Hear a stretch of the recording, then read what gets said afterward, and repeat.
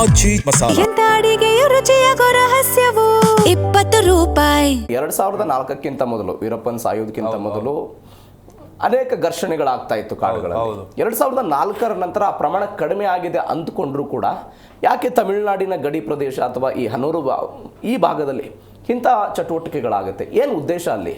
Sir ಈಗಲೂ ಪೌಚಿಂಗ್ ನಿಂತಿಲ್ಲ. Okay, forest ಪೌಚಿಂಗ್ ನಿಂತಿಲ್ಲ. ಈಗಲೂ ಚಿರತೆಗಳಿಗೆ, ಹುಲಿಗಳಿಗೆ, ಆನೆಗಳಿಗೆ ಬಹಳ ದೊಡ್ಡ ಗಂಡಾಂತರ ಅಪಾಯಕಾರಿ ಇದೆ. ಈಗಲೂ ಒಳಗಡೆ ಭಾಳಷ್ಟು ಪ್ರಾಣಿಗಳು ಸಾಯ್ತಾ ಇದ್ದಾವೆ. ಇದು ಯಾರಿಗೂ ಗೊತ್ತಾಗ್ತಾ ಇಲ್ಲ. ಇದು ವಾಸ್ತವ. ಬಟ್ ಆದರೆ ಇಲಾಖೆಯವ್ರದ್ದು ಚಾಲೆಂಜ್ ಹೆಂಗಿರುತ್ತೆ ಅಂದರೆ, ಸರ್ ಈಗ ಅದೇ ಜಾಗದಲ್ಲಿ ಫಾರ್ ಎಕ್ಸಾಂಪಲ್ ಒಂದು ಇದೇ ಇಲಾಖೆಯವರು ಯಾರೋ ಸತ್ತೋದ್ರು, ಅಧಿಕಾರಿ ಸತ್ತೋದ, ವೈಸ್ ವರ್ಷ ಪ್ರಕರಣವನ್ನು ಸತ್ತೋದ್ರು, ಅಧಿಕಾರಿಗಳು ಸತ್ತೋದ್ರು. ಆಗ ಯಾವ ರೀತಿ ಫೇಸ್ ಮಾಡಬೇಕು?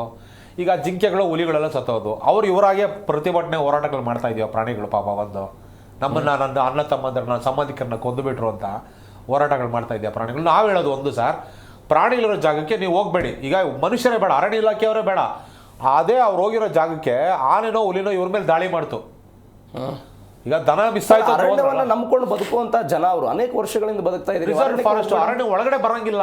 ಓಕೆ, ಅರಣ್ಯ ಒಳಗಡೆ ಬರಬಾರ್ದು ಅಂತ ಹೇಳ್ತಾರೆ. ನಿಮಗೆ ಎಲ್ಲಿ ಅರಣ್ಯದ ಉತ್ಪನ್ನಗಳನ್ನ ನಂಬ್ಕೊಂಡು ಜೀವನ ಮಾಡ್ತಾರೆ ಸರ್ ಅವರು. 100% ಇದೆಯಲ್ಲ ಸರ್. ಆಯ್ತು, ಈಗ ಹುಲಿನೇ ದಾಳಿ ಮಾಡ್ತು ನಿಮಗೆ. ಓಕೆ, ನೀವು ಒಳಗಡೆ ಬರ್ತಾ ಇದ್ದೀರಾ, ನಿಮ್ಗೆಲ್ಲ ಗೊತ್ತು ಕಾನೂನು.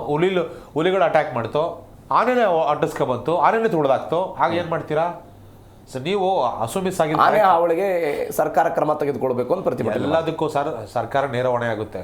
ಈಗ ಅವರು ಇದೇ ಅಧಿಕಾರಿಗಳು ಹೋಗ್ಬೇಕಾದ್ರೆ ಪ್ರತಿಯೊಬ್ಬರಿಗೂ, ಈಗ ನಮ್ಮ ಟ್ರಾಫಿಕ್ ಪೊಲೀಸ್ನವ್ರಿಗೆ ಏನೋ ಕ್ಯಾಮ್ರಾ ಕೊಡ್ತಾರೆ, ಪ್ರತಿಯೊಬ್ಬರಿಗೂ ಬಾಡಿ ಕ್ಯಾಮ್ರಾ ಕೊಡ್ತಾರೆ. ಯಾಕೆ ಬಾಡಿ ಕ್ಯಾಮ್ರಾ ಯೂಸ್ ಮಾಡಬಾರ್ದಾಗಿತ್ತು ಇವರು? ಈಗ ನೀವು ಹೇಳ್ದಾಗೇನೆ ಆಯ್ತು, ಇಲಾಖೆ ಅಧಿಕಾರಿಗಳೇ ಹೋದ್ರು, ಹೋಗ್ಬೇಕಾದ್ರೆ ಇವರು ಅಟ್ಲೀಸ್ಟ್ ಅಷ್ಟು ಜನ ಹೋದ್ರು, ಒಂದು 2 ಕ್ಯಾಮ್ರಾ ಇಟ್ಕೊಂಡು ಹೋಗಿ. ಅಟ್ಲೀಸ್ಟ್ ಏನೇನು ಘಟನೆ ನಡೀತು ಸಾಕ್ಷ್ಯಗಳು ಬೇಕು. ಈಗ ನಮಗೆ ವಿತೌಟ್ ಪ್ರೂಫ್ ನಾವು ಏನೋ ಮಾತಾಡೋಕ್ಕಾಗಲ್ಲ. ಅಟ್ಲೀಸ್ಟ್ ಆ ಒಂದು ಕ್ಯಾಮ್ರಾ ಇದ್ದಿದ್ರೆ ಅಲ್ಲಿ ಏನು ನಡೀತದ ಘಟನೆ ರೆಕಾರ್ಡ್ ಆಗೋದು. ಈಗ ವಿಚಾರ ಹೇಳ್ಬೇಕಾಗಿರೋದು ಒಂದು, ಅರಣ್ಯ ಅಧಿಕಾರಿಗಳು ಹೇಳ್ಬೇಕು ಏನು ಸತ್ಯ ಆಯ್ತು ಅಂತ. ಅವ್ರು ಇಲ್ವೇ ಇಲ್ಲ. ಇಲ್ಲ, ಈ 3 ಜನ ಸತ್ತವ್ರು ಹೇಳ್ಬೇಕು. ಸತ್ತವ್ರು ಹೇಳೋಕ್ಕಾಗಲ್ಲ. ಓಡೋದವನು ಸತ್ಯ ಹೇಳಬೇಕು, ಅವನು ಸುಳ್ಳು ಹೇಳ್ಬಾರ್ದು, ಅವನು ಸತ್ಯ ಹೇಳಬೇಕು. ಈಗ 3 ಜನನೂ ಕೂಡ ಯಾವ ರೀತಿ ಈ ವಿಚಾರನ ನಮಗೆ ಕ್ಲಿಯರಿಟಿ ಕೊಡ್ತಾರೆ ಅನ್ನೋದೇ ದೊಡ್ಡ ಯಕ್ಷ ಪ್ರಶ್ನೆ ಆಗಿದೆ. ಬಟ್ ಎಲ್ಲದಕ್ಕೂ ಒಂದು ಉತ್ತರ ಏನಂದ್ರೆ, ಅಲ್ಲಿ ತನಿಖೆ ಆಗಬೇಕು. ಬಹಳ ಕಠಿಣವಾಗಿ, ಸೂಕ್ಷ್ಮವಾಗಿ ಇದನ್ನ ಬಹಳ ಕೂಲಂಕುಷವಾಗಿ ತನಿಖೆ ಆಗಬೇಕು. ಆಗ ಮಾತ್ರ ಸತ್ಯ ಏನು ಅಂತ ಗೊತ್ತಾಗುತ್ತೆ.